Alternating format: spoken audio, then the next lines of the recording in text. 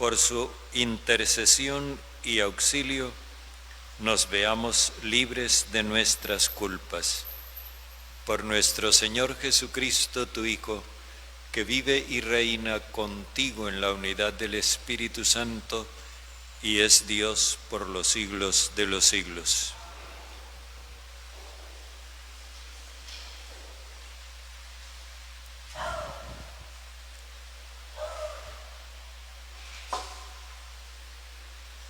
Lectura del libro del Génesis. El Señor Dios se dijo: no está bien que el hombre esté solo, voy a hacerle alguien como él que le ayude. Entonces el Señor Dios modeló de arcilla todas las bestias del campo y todos los pájaros del cielo, y se los presentó al hombre para ver qué nombre les ponía. Y cada ser vivo llevaría el nombre que el hombre le pusiera. Así, el hombre puso nombre a todos los animales domésticos, a los pájaros del cielo y a las bestias del campo, pero no encontraba ninguno como él que lo ayudase. Entonces el Señor Dios dejó caer sobre el hombre un letargo, y el hombre se durmió. Le sacó una costilla y le cerró el sitio con carne. Y el Señor Dios trabajó la costilla que le había sacado al hombre, haciendo una mujer, y se la presentó al hombre. El hombre dijo: esta sí que es hueso de mis huesos y carne de mi carne. Su nombre será mujer, porque ha salido del hombre. Por eso abandonará el hombre a su padre y a su madre, se unirá a su mujer y serán los dos una sola carne. Los dos estaban desnudos, el hombre y su mujer, pero no sentían vergüenza uno de otro. Palabra de Dios. Dichosos los que temen al Señor. Dichoso el que teme al Señor y sigue sus caminos. Comerás del fruto de tu trabajo, serás dichoso, te irá bien. Tu mujer como parra fecunda en medio de tu casa, tus hijos como renuevos de olivo alrededor de tu mesa.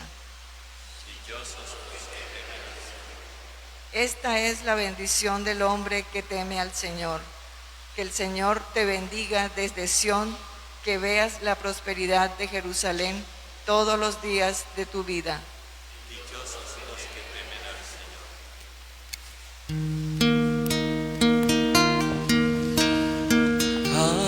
Aleluya, aleluya, aleluya. Aleluya, aleluya, aleluya, aleluya, aleluya, aleluya.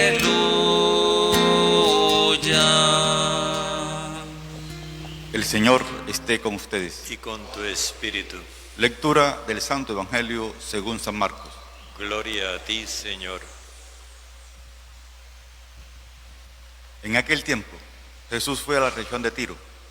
Se alojó en una casa, procurando pasar desapercibido, pero no lo consiguió. Una mujer que tenía una hija poseída por un espíritu inmundo, por un espíritu impuro, se enteró enseguida. Fue a buscarlo y se le echó a los pies. La mujer era griega, una fenicia de Siria, y le rogaba que echase el demonio de su hija. Él le dijo: deja que coman primero los hijos. No está bien echarles a los perros el pan de los hijos. Pero ella replicó: tienes razón, Señor, pero también los perros debajo de la mesa comen las migajas que tiran los niños. Él le contestó: anda, vete, que por eso que has dicho, el demonio ha salido de tu hija. Al llegar a su casa, se encontró a la niña echada en la cama. El demonio se había marchado. Palabra del Señor. Gloria a ti, Señor Jesús.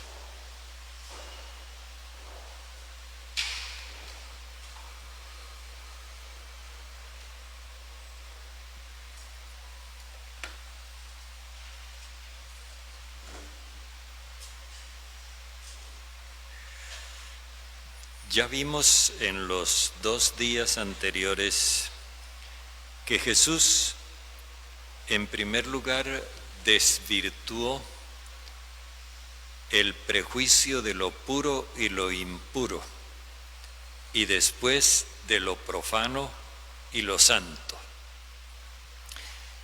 Que esos conceptos no debían servir para discriminar a las personas. Con eso él echa por tierra la barrera ideológica, doctrinal que había en los judíos respecto de los paganos. Ahora Jesús se va al mundo pagano. Hasta donde lo vemos hoy, en el Evangelio de hoy, Jesús está solo. Esto significa que sus discípulos no lo siguen todavía en ese empeño por dirigirse al mundo pagano. Ellos, a pesar de que Jesús deslegitimó la idea de que las personas se contaminan en contacto con los paganos, a pesar de eso, ellos todavía no lo siguen. ¿Por qué? Es que esto no es cuestión de que sean brutos o no. Lo que pasa es esto: los seres humanos a veces no razonamos, sino que reaccionamos. Fíjense ustedes, por ejemplo, en lo que se refiere a la política o a cualquier otra cosa, no es sino que le toquen a la gente el botoncito de las emociones y la gente reacciona disparándose sin haber pensado antes. Lo mismo sucede con la vacuna hoy. No se aportan razones sino prejuicios, y con esos prejuicios se manipula emocionalmente a las personas y la gente se dispara. Bueno, con los discípulos ocurre algo así. Es que ellos han recibido una educación familiar y además institucional en la sinagoga, pero por otro lado es una educación que se volvió cultura en su pueblo a través de las tradiciones que veíamos antier, de las costumbres, de la legislación, y entonces todo eso está incrustado en su mente, aun cuando le den todas las razones del mundo para que entiendan que eso no es así. Ellos todavía tienen dificultad, y una enorme dificultad, en cambiar. Por eso en este relato los discípulos no aparecen. Jesús aparece solo en territorio pagano. Y una cosa muy interesante que nos da el evangelista al principio es esta: se alojó en una casa procurando pasar desapercibido. Nosotros diríamos que humilde el Señor, no quiere que lo conozcan. O quién sabe si de pronto era que andaba huyendo y entonces para que no lo encontraran se escondió. No.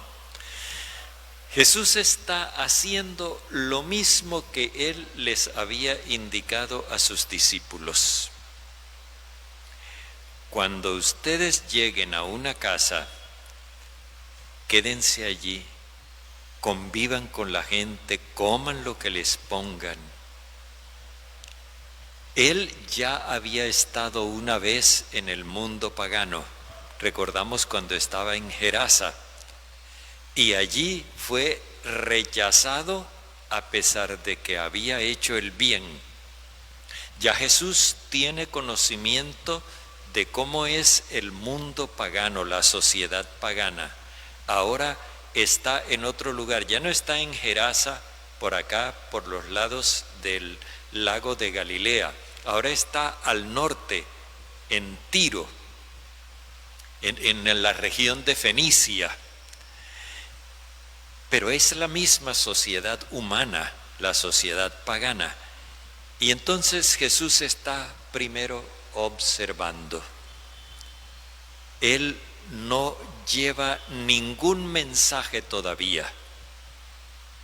Simplemente está observando, porque en la sociedad pagana hay un obstáculo que salvar. Si en la sociedad judía el obstáculo era la mentalidad que los hacía sentir a ellos superiores a los paganos, en la sociedad pagana hay otra mentalidad, y es la que Jesús quiere descubrir por experiencia directa, por observación personal. Y entonces dice que no lo consiguió, porque es que a Jesús lo precedía la fama. Ya por allá, cuando leíamos el capítulo 3, escuchamos que en Tiro se había hablado de las cosas que él hacía. O sea, la gente al norte, en Tiro, en Fenicia, tenían conocimiento de lo que Jesús hacía, pero no conocían su mensaje. Sabían que Jesús estaba de parte de la libertad de las personas, pero no conocían el mensaje del amor universal. Y entonces se nos presenta aquí ahora una mujer con unos rasgos, pero ante todo con el rasgo de madre sin llamarla madre. Una mujer que tenía una hija poseído por un espíritu inmundo. Ya nos acordamos del espíritu inmundo que había en Gerasa. Y esta mujer acude a Jesús de una manera desesperada. Entró a buscarlo y se le echó a sus pies. Ahora se nos describe la mujer. Era griega. Griega quiere decir libre, ¿no? Es decir, los griegos no eran esclavos. Era fenicia, estamos en territorio fenicio, de Siria.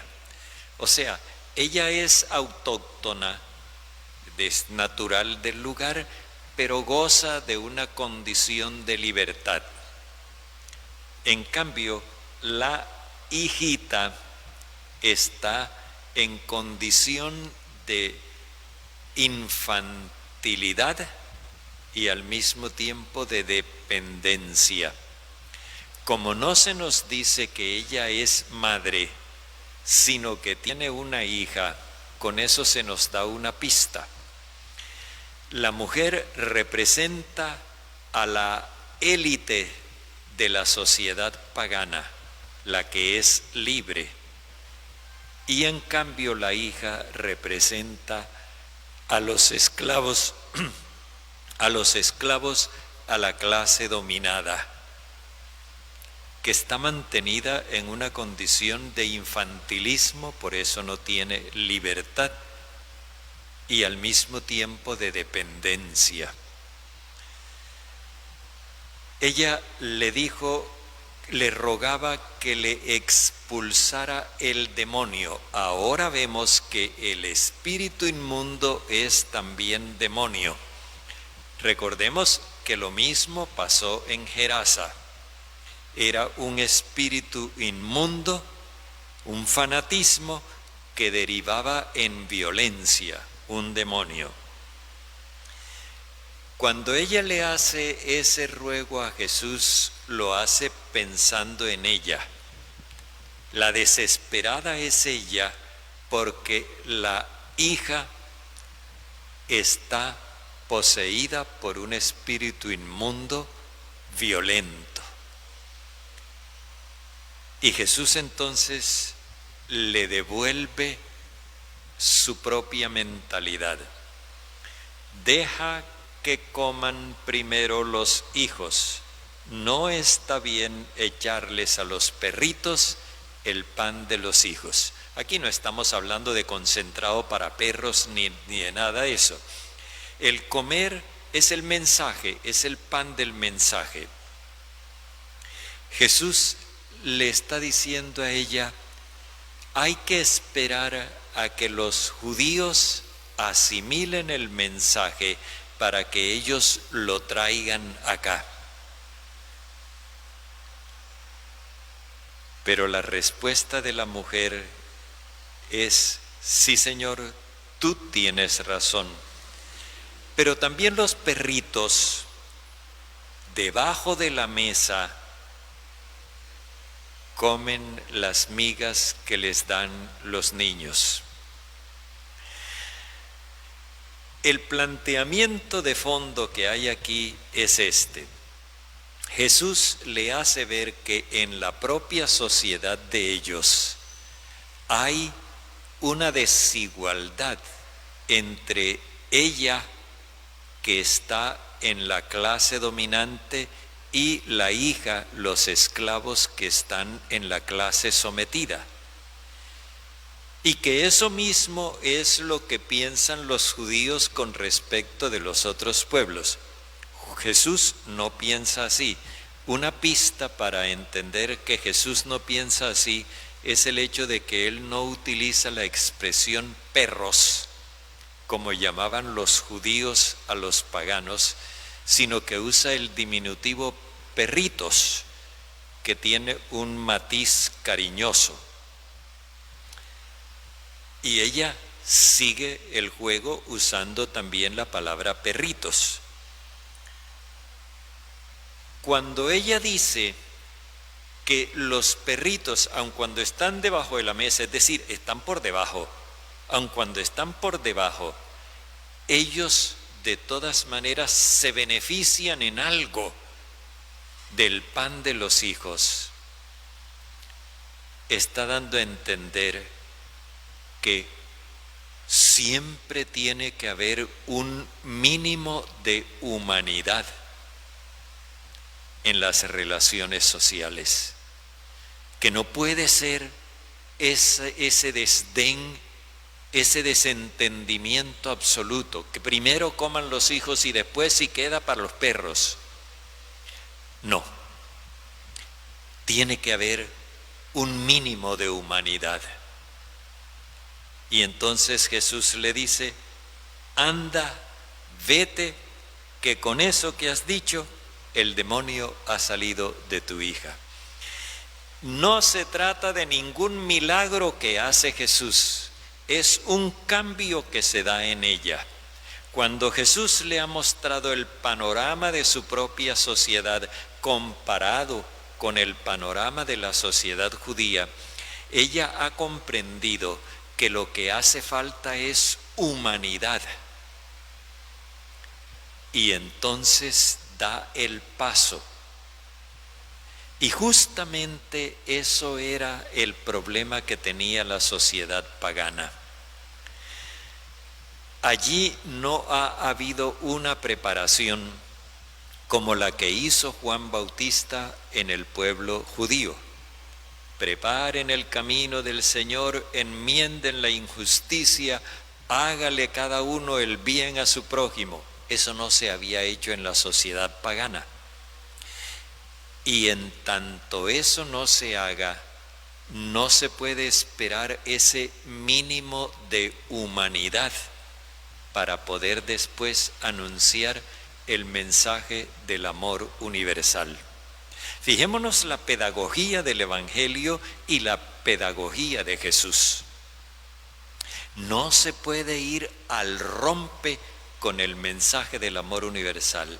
Si los judíos, que debían estar preparados porque los habían preparado durante siglos y Juan Bautista acababa de hacerles una preparación, si los judíos no estaban todavía dispuestos a dar el paso del amor universal, cuánto menos los paganos que no han recibido preparación. Por eso Jesús llegó de una manera casi clandestina, porque él tenía que observar la situación para ver por dónde se metía para anunciar el mensaje. Sin embargo, aquí todavía no se habla de fe. Aquí de lo que se habla es de una enmienda. Esta mujer acepta que hay que humanizar las relaciones sociales en la sociedad pagana, que hay que reconocerles un mínimo de humanidad a los que están sometidos. Pero todavía el problema no está resuelto. Por eso dice que al llegar ella a la casa, encontró efectivamente que la niña estaba echada en cama, pero que el demonio se había ido. Es decir, ya no hay esa furia que había, pero no se dice que la niña esté de pie y restablecida. Hay una enfermedad todavía pendiente por resolver. ¿Qué es lo que hace falta? Que Jesús venga, la tome de la mano y la levante. El encuentro personal con el Señor. Ha habido, podríamos decir así, una preevangelización. Se ha propuesto la enmienda, la mínima humanidad, pero ahora falta la evangelización, la proclamación de la buena noticia y la aceptación del mensaje del amor universal. Esto que nosotros escuchamos hoy como algo ya sabido, algo reconocido por nosotros, sin embargo nos pone a pensar en la situación que vivimos actualmente. Pensemos en el mundo con la enfermedad de la pandemia. Esta virosis, este virus que trajo esta pandemia, nos han dicho que es mucho más peligroso para las personas que tienen patologías de base, las cardiopatías, los diabéticos, la edad, en fin, una cantidad de enfermedades respiratorias, todo eso que para esas personas es más peligroso. Sin embargo, nosotros hemos visto que la enfermedad se ha llevado también gente que estaba sin esas patologías. Pero es que hay una cosa que muy poco se ha dicho. El otro día, cuando comentaba la frase del Papa Pablo VI en la encíclica Populorum Progressio del año 1967, el mundo está enfermo y su enfermedad es el egoísmo. Esta es la patología de base por la cual esa enfermedad se convirtió en pandemia. Hizo falta un mínimo de humanidad.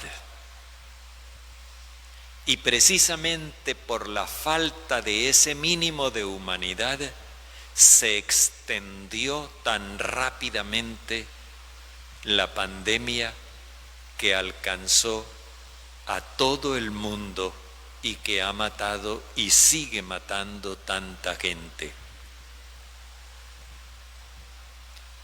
Un mínimo de humanidad habría evitado esta pandemia. Esa es nuestra patología de base, la de toda la humanidad, el egoísmo. Ese egoísmo que no nos permite ver en el otro a un semejante que tiene los mismos derechos, que tiene las mismas ilusiones, que abriga las mismas aspiraciones que nosotros. Así que al celebrar hoy esta jornada mundial de oración por los enfermos, no lo hagamos pensando en lo que a veces damos la impresión que pensáramos, en que Dios mandó esta plaga para que se arrepientan estos empedernidos pecadores y hasta cuando no se arrepientan no la quita. Porque esa manera de sentir nos lleva primero a concebir a Dios mucho más inhumano que nosotros. Pero además nos permite eludir nuestra responsabilidad. Si la pandemia es un castigo de Dios, esto va a estar aquí hasta cuando a Dios se le pase la rabia. Pero ¿y si la pandemia es producto de nuestro egoísmo globalizado?